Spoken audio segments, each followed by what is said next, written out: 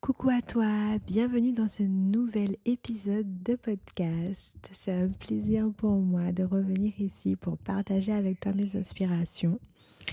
Et cette semaine, nous allons parler des erreurs.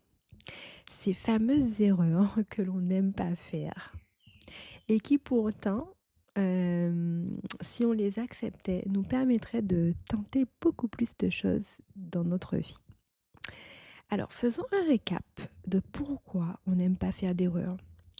Tu sais, euh, depuis l'enfance et par rapport au système qui a été mis en place dans notre société, là je parle vraiment de la société occidentale parce que c'est là que je suis, depuis petit, bah oui, depuis petit, on est noté sur tout ce qu'on fait à l'école et on est évalué.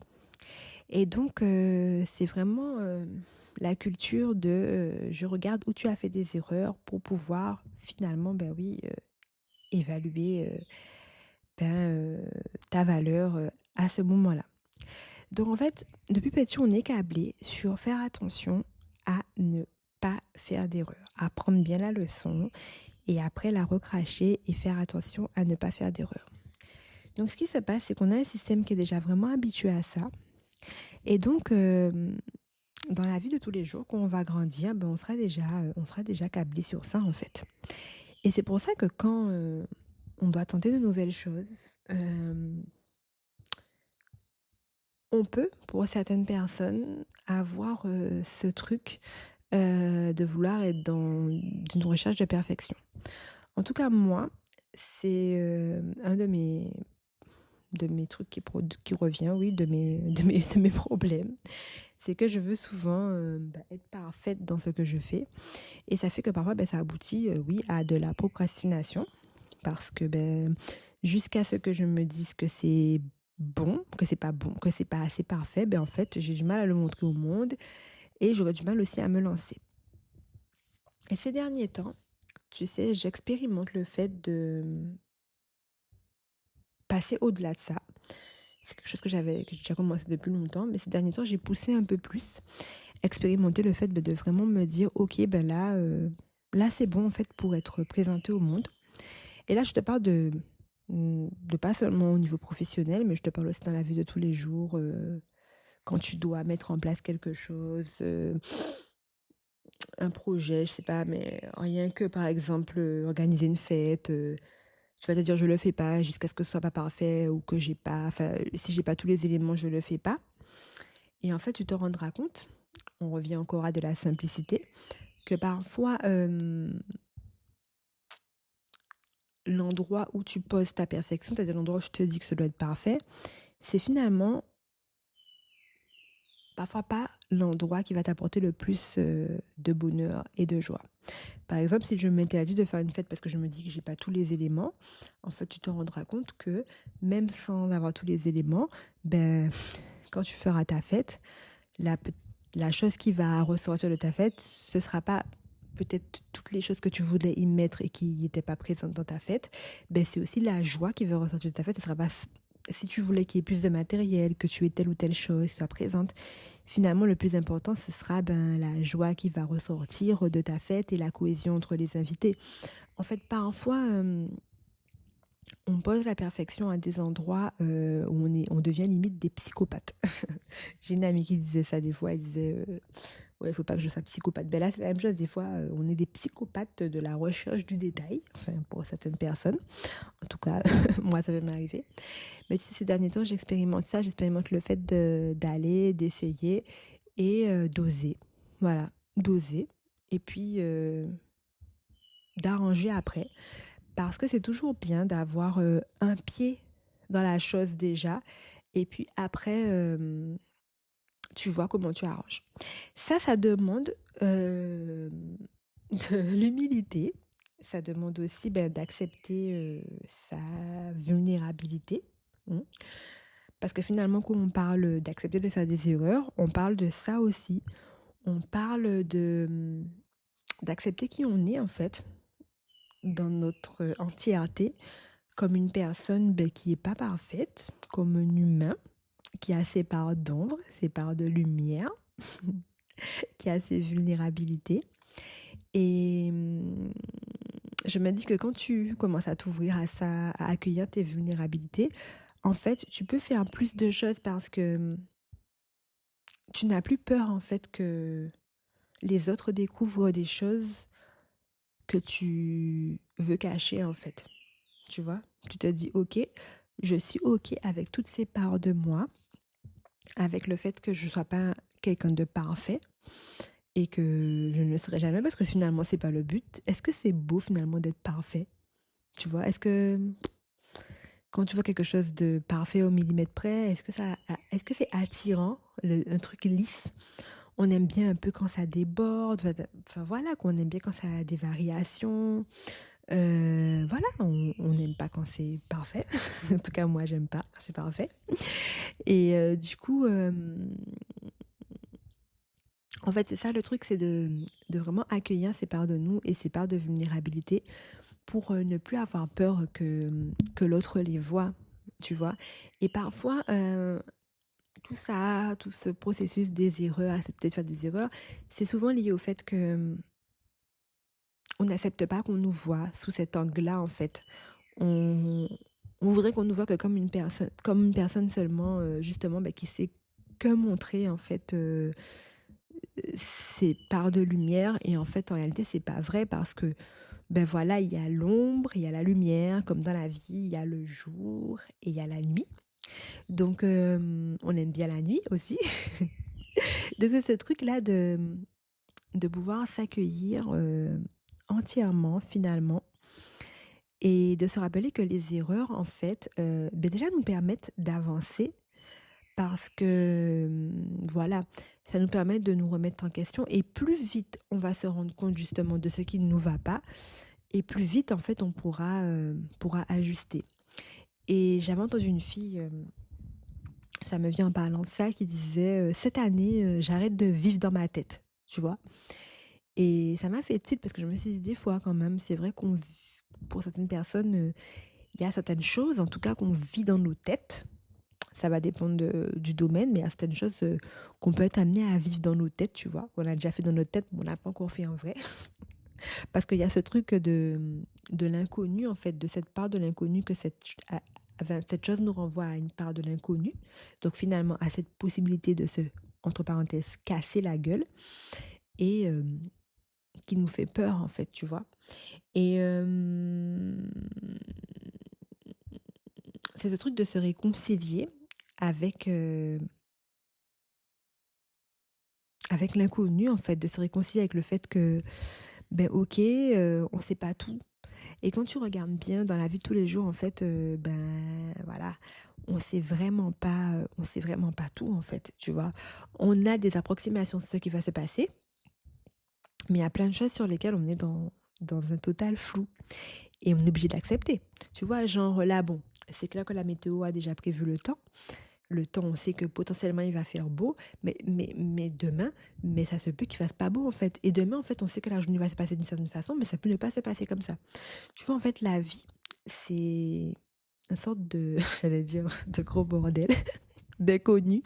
Non, mais c'est vrai, en fait, la vie, il y a beaucoup d'inconnus en fait dans la vie finalement et il faudra en fait se réconcilier et accepter cette part d'inconnu.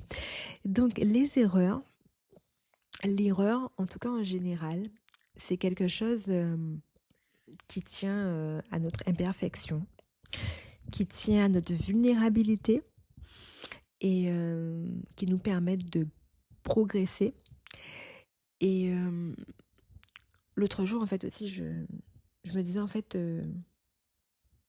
que la honte, qui est vraiment quelque chose qu'on ressent, qui nous fait des fois, qu'on n'a pas envie de ressentir, en fait, et qu'à partir du moment où tu acceptes ça, où tu te dis, ben, ok,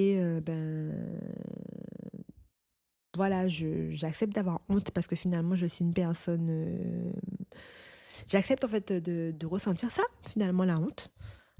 J'accepte aussi d'être vulnérable en fait, parce que voilà, la honte, c'est aussi lié à cette vulnérabilité, parce que quand tu vas tomber, par exemple, si tu vas quelque part et que tu tombes, à terre, tu glisses. En fait, qu'est-ce qui te fait mal dans le fait de glisser? C'est que les gens te voient à terre, tu vois. C'est que finalement, les gens voient que tu es tombé. Et pourquoi le fait que les gens voient que tu es tombé, ça te dérange? C'est parce que tu veux pas que les gens te voient faible à terre, tu vois. Et à partir du moment où tu acceptes que on te voit faible à terre et qu'on t'accepte qu'on voit que tu es une personne humaine, en fait, eh ben, ça veut dire que tu peux accepter de tenter des choses et de tomber. Tu vois ce que je veux dire? Donc en fait, c'est là le truc. Et aussi, un petit rappel pour te dire que tout ça, tes ombres, ta lumière, tout ça, euh, tout ce que tu as comme défaut, que tu as comme, que t'as comme qualité, en fait, c'est des choses en fait qui vont pas impacter sur la valeur de la personne que tu es. Parce que la personne que tu es, sa valeur est liée à son existence ici. Et elle n'est pas liée à telle qualité, tel défaut. Tu n'as pas de la valeur parce que tu as telle qualité, tu as tel défaut. Ou tu as fait ci, tu as fait ça. Tu as de la valeur parce que tu existes. Je crois que ça sera notre punchline de l'épisode de podcast. Tu as de la valeur parce que tu existes. Voilà, tu vois. Tu existes, égale, tu as de la valeur. C'est vraiment ce que je mets en avant dans mon livre, ce trésor que tu es, que je veux encore te rappeler aujourd'hui, c'est que tu existes, égale, tu as de la valeur. Et ça n'a rien à voir avec tes qualités ou tes défauts. Donc c'est vraiment sortir de ça. Donc au finalement, ta valeur n'a rien à voir avec non plus avec tes erreurs, en fait. Tu vois. Donc même si tu fais une erreur et même si tu te casses la gueule, en fait, tu restes une personne de valeur. Tu comprends? Tu restes une personne qui a de la valeur ici pour nous sur cette terre. Il y a un livre que je lis à ma fille, et je vais mettre les références, je pense, en bas, qui s'appelle Je t'aimerai toujours, quoi qu'il arrive. Et c'est un livre aussi où on met en évidence ça, en fait, sur le fait que, ben voilà, la maman, elle dit à l'enfant, je t'aimerai toujours, quoi qu'il arrive. Et l'enfant dit, même si je ressemble à ci, ça, même si je fais ci, ça, telle erreur, il dit, oui, je t'aimerai toujours, quoi qu'il arrive. En fait, pour moi, en fait, l'amour divin, l'amour de l'univers pour toi, il n'est pas en accord avec quoi que ce soit. Tu seras toujours aimé, quel que soit ce que tu fais. Et je sais qu'il y a des gens qui ne sont pas d'accord avec cette vision-là des choses, mais moi, c'est vraiment comme ça que je le ressens. Tu vois, moi, quand il y a quelque chose qui se passe, moi, j'ai de l'amour aussi bien pour la victime que pour la personne qui a subi, la personne qui a été comment on dit ça, voilà, la personne qui a fait la chose à la personne, puisque je sais que ces deux personnes-là, en fait, toutes les deux, déjà, si elles ont fait quelque chose, c'est que la personne qui a fait la chose aussi, elle est à plaindre. Et la personne qui subit la chose aussi, elle est à plaindre, tu vois. Mais j'ai de l'amour pour les deux, tu vois. Et voilà, personne n'est laissé pour compte. Tu as de la valeur, quoi qu'il en soit. Et rien n'est jamais perdu. On revient au thème un peu de l'épisode de podcast. Rien n'est jamais perdu, en fait. Tu as de la valeur, quoi qu'il en soit. Et c'est arrivé à cette dissociation de la valeur de soi-même, des erreurs ou des choses qu'on fait, arriver à cet accueil de notre vulnérabilité pour pouvoir davantage tenter des choses, essayer des choses, accepter de pouvoir tomber. Voilà, tomber, accepter d'être vu à terre et savoir que c'est une des choses que l'humain, oui, on est humain, on peut avoir des faiblesses, on peut avoir des ombres, ça fait partie de nous, ça fait partie de notre entièreté. Et c'est quelque chose ben, qu'on doit accueillir en fait. Voilà. Voilà. Et se rappelle aussi que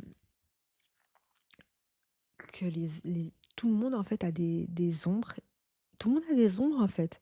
Parfois on est focus sur soi, sur nos propres ombres et on voit pas que les autres aussi, ils font des erreurs et que les autres aussi dans leur parcours, ils ont pu être, être confrontés aussi à des erreurs de parcours. C'est juste qu'on voit que le résultat final et on voit pas que les autres aussi, ils ont fait telle ou telle chose, ils sont passés par telle ou telle chose. On voit pas aussi que les autres aussi, ils ont telle ou telle ombre avec qui ils deal dans leur vie. C'est juste qu'on n'est pas dans leur vie, donc on n'est pas au courant de l'ombre avec laquelle ils deal. Mais les gens aussi, ils ont des ombres. Mais quand on est focus sur ça, on est focus sur ça, des fois on est focus que sur la lumière des autres. On voit que leur lumière, un tel a réussi, etc. Mais un tel aussi a des ombres, un tel aussi est passé par des processus, tu vois. Mais c'est juste qu'on n'est pas à l'intérieur de la vie d'un tel pour voir tout ce qui se passe. Bon, il y aurait plein de choses à faire sur cet épisode de podcast, plein de choses à dire. Parce que là, on va aussi déborder sur l'amour inconditionnel. Du coup, je te rajoute juste un truc en te disant, en fait, ton enfant, par exemple, quand tu as un enfant, tu l'aimes quand même s'il fait des bêtises, tu vois. Ça n'a rien à voir avec le fait qu'il fasse des bêtises, l'amour que tu as pour ton enfant. Ou pour une personne qui est dans ta vie et que tu aimes. Tu vois ce que je veux te dire? Donc, c'est revenir à cette conscience de notre valeur en dehors de tout ce qu'il y a comme ombre, lumière, défaut, qualité, vraiment dissocier de ça et s'autoriser justement à faire des erreurs, s'autoriser à tomber finalement et aller dans un processus d'accueillir nos vulnérabilités pour que l'on soit à l'aise à ce que les autres finalement les voient. Pas parce qu'on va les exposer, mais si les autres les voient, c'est ok qu'ils les voient. Parce qu'on sait que déjà, tout le monde est vulnérable et on sait que la vulnérabilité est une chose humaine qui ne met pas en doute notre valeur. Voilà. C'est ce que je voulais partager avec toi pour cet épisode de podcast dont je ne sais pas le nom, mais je savais juste que je voulais te parler d'aujourd'hui, d'accepter le fait de faire des erreurs. Voilà. En tout cas, je t'envoie du courage. Je t'envoie aussi du courage si tu as quelque chose à tenter. Une sortie de zone de confort, quelque chose organisé, même si c'est un tout petit truc que tu souhaites faire, que tu n'as pas l'habitude de faire. Je t'envoie du courage pour poser la première pierre, d'aller, d'oser et d'ajuster au fur et à mesure. Ça peut être n'importe quoi, manger sainement. Bref, commence, mets le premier pas, accepte de te tromper, accepte d'être vulnérable. Et puis, au moins, le processus aura démarré. Merci pour ton écoute dans cet épisode de podcast de cette semaine. J'espère qu'il t'a plu. Si tu as aimé, n'hésite pas à me mettre 5 étoiles. Oui, 5 étoiles parce que ça permettra au podcast d'être écouté par plus de personnes. Et ça permettra à tout le monde d'avoir des good vibes. Et si tout le monde a des good vibes, plus de personnes auront des good vibes et on sera tous entourés de good vibes. Et puis ça me permet moi aussi de pouvoir faire progresser mon travail et de continuer encore plus sereinement à enregistrer des épisodes de podcast. Et voilà, et tu peux mettre un petit commentaire aussi pour que tu puisses me dire comment tu as apprécié l'épisode et le partager à quelqu'un à qui ça fera du bien aussi cette pensée. J'oublie pas de te dire que mon livre Ce trésor que tu es est disponible en vente sur Amazon et sur mon site. Et puis, que dire d'autre? On se dit à bientôt pour un prochain épisode de podcast. Des bisous!